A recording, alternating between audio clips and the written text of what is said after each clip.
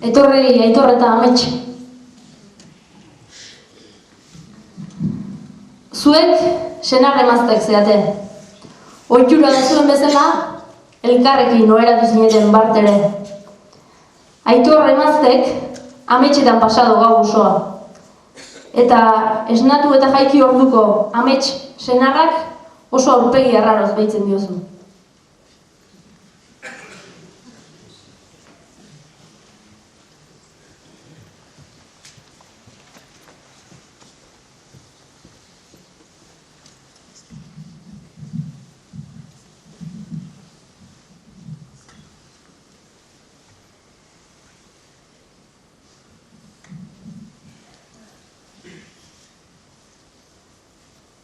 Txirrinak jodu goizean eta esnatu gera jadanik, baina zer dezuen elaztana, ez dezu aurpegi onik.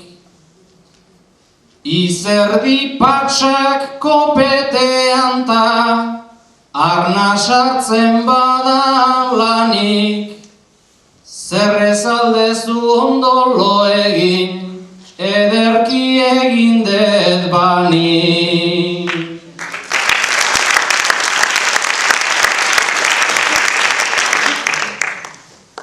Eta zure logoxota onak, sortu ditu nere penak, hori ez daki bere ametsetan hizketan jarduten denak. Anasi zinen maite zaitut ta, gero Kristoren izenak, uste dut esan zenituela nerea ez beste denak.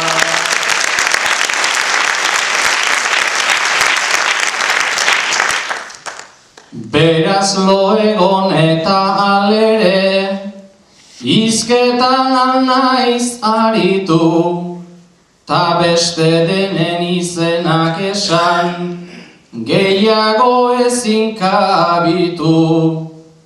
Gogoratuko nintzateke ba, alaxe esan banitu, ametsak zu edotanik bietan nork egin ditu.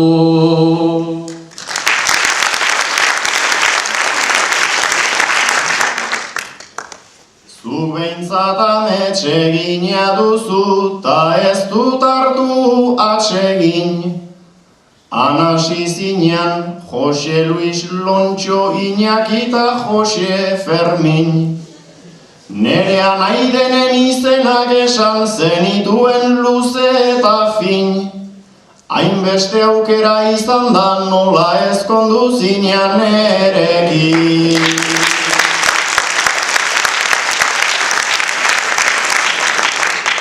Zerbait sentitu izango nuen, ezkondu nintzen ezkero, ta emandako hitza jaterik etzazu behintzat espero.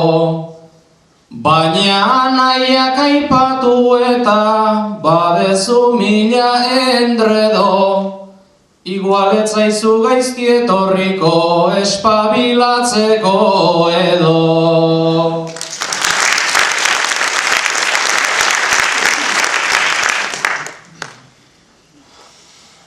Baina espabilatzekotan lore egin behar datan neurriz.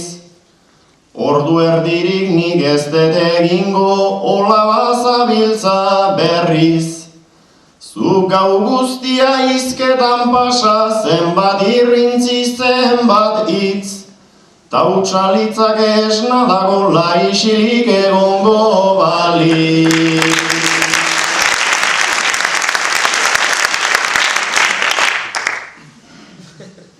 Ai baina amets, nola pentsa dezakezu, ametsak amets hutsak dira ta pixua eman diezu. Espabilatu nahian ordea, Lok premian altzaudezu, berriz amets egin beharko detzu, lo egiten badezu.